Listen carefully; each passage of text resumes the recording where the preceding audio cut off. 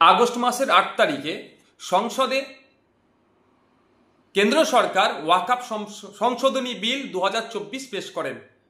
বিরোধীদের প্রবল আপত্তির ফলে সংসদের স্পিকার স্যার এই বিলটির নানান দিক খতিয়ে দেখার জন্য জয়েন্ট পার্লামেন্টারি কমিটি গঠন করে দেন। এই জয়েন্ট পার্লামেন্টারি কমিটি এই সংশোধনী বিলের উপরে মতামত চেয়ে মানুষ যাতে মতামত প্রদান করে তার জন্য একটা নির্দিষ্ট টাইম পর্যন্ত বরাদ্দ করেছিল। তাই আগামীকাল পর্যন্ত এই মতামত প্রদানের সময় থাকছে। যে দুর্ভাগ্যের বিষয়, এই মতামত প্রদানের ক্ষেত্রেও একটা সংকীর্ণতা থেকে গিয়েছে। একটা হচ্ছে টাইম, দ্বিতীয় হচ্ছে এই মতামত প্রদান করতে গেলে হয় ইংলিশে নাহলে হিন্দিতে করতে হবে।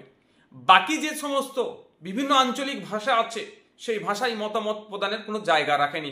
এরও আমরা বিরোধিতা করছি, ধিক্কার নিন্দা জানাচ্ছি। তারপরেও বলবো, বেশি বেশি করে আপনারা আপনাদের মতামত ইংলিশ ভার্সন বা হিন্দিতে আপনারা লিখে যে এই বিলটাকে অপোজ করছি, এই বিলটা অবিলম্বে প্রত্যাহার করতে হবে, এই মর্মে যে এই বিলে নির্দিষ্ট এক জনগোষ্ঠীকে ধর্মীয় পরিচয়ের কারণে তাদেরকে টার্গেট করা হচ্ছে, এই বিলে ফান্ডামেন্টাল রাইটস ব্রেক হচ্ছে, সেই জন্য এই বিলটিকে প্রত্যাহার করতে হবে।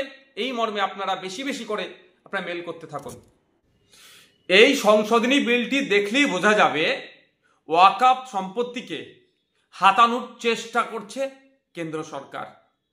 হয়তো কোনো কর্পোরেটদের হাতে তুলে দেওয়ার একটা ব্লুপ্রিন্ট তারা করে রেখেছে, সেই জন্যই এটাকে হস্তক্ষেপ করছে।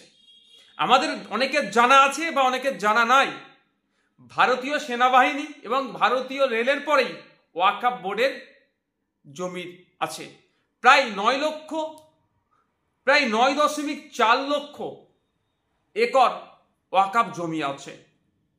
এটা সম্পূর্ণরূপে মুসলিম সমাজের ব্যক্তিগত সম্পত্তি। মুসলিম সমাজের পূর্বপুরুষেরা ধর্মের জন্য, মাদ্রাসা মসজিদের জন্য, মানুষের জন্য এটা উৎসর্গ করে গিয়েছে।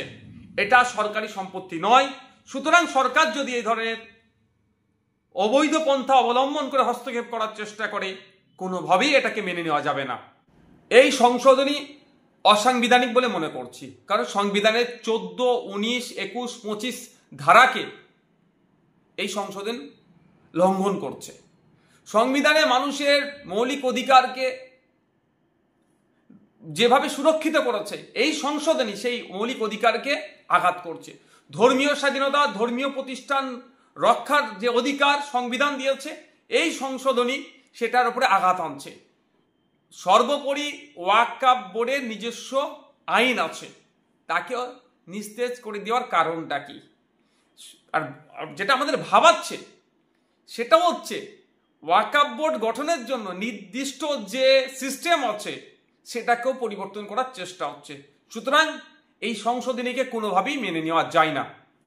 আমি সমাজের সমস্ত স্তরের মানুষের কাছে আবেদন করছি যে আপনারা সকলে এগিয়ে আসুন, জয়েন্ট পার্লামেন্টারি কমিটিকে আপনারা সকলেই মেল করুন। কারণ আমরা ইতিপূর্বে দেখেছি যে শুধুমাত্র মুসলিমদের সম্পত্তির উপরে আঘাত হবে বা ওয়াকফ সম্পত্তিকে দখল হবে, এটা চিন্তাভাবনা এদের নয়। আমার আশঙ্কা, বিগত দিনে থেকে যে আমরা শিক্ষা পেয়েছি, জল জমি জঙ্গলের যে স্বাভাবিক অধিকার আদিবাসীদের, সেখানেও কিন্তু উচ্ছেদ শুরু হয়েছে। আমাদের ওয়াকফ সম্পত্তির ওপরে যেভাবে নজর পড়েছে, হয়তো আগামী দিনে আমাদের হিন্দু সমাজের পূর্বপুরুষেরা দেবদেবীর জন্য যে সম্পত্তি উৎসর্গ করে গিয়েছিল, সেই দেবত্ব সম্পত্তির উপরে হয়তো এদের নজর পড়তে পারে। খ্রিস্টানদের গির্জা সহ নানান যে ট্রাস্টের জমি বা বিভিন্ন ট্রাস্টের যে সমস্ত জমি আছে, হয়তো কর্পোরেটদের হাতে তুলে দেওয়ার জন্য আগামী দিনে এই ধরনের কোনো সংশোধনী আনতে পারে। তাই সুতরাং সমাজের প্রত্যেকটা স্তরের মানুষের কাছে আবেদন করছি, এগিয়ে আসুন। ধর্মনিরপেক্ষ ভারতবর্ষকে আমরা আরো শক্তিশালী করি। কোনো ধর্মের ধর্মীয় স্বাধীনতায় বা নিজস্বতা যে আছে তাতে হস্তক্ষেপ করলে আমরা সকলে মিলে তার বিরুদ্ধে প্রতিবাদে গর্জে উঠি।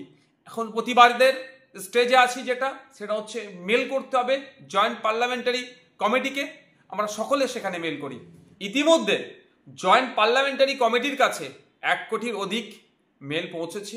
আরও বেশি পাঠানো আমাদের প্রয়োজন। তাই আপনাদের কাছেও আমি অনুরোধ করছি, জয়েন্ট পার্লামেন্টারি কমিটির যে মেল আইডি আছে সেই মেলে আপনারা আপনাদের মতামত অর্থাৎ এই বিলটিকে প্রত্যাহার যাতে করে তাই সেটা লিখে পাঠাবেন। JPC ওয়াকআপ -lss@sansad.nic.in JPC WAQF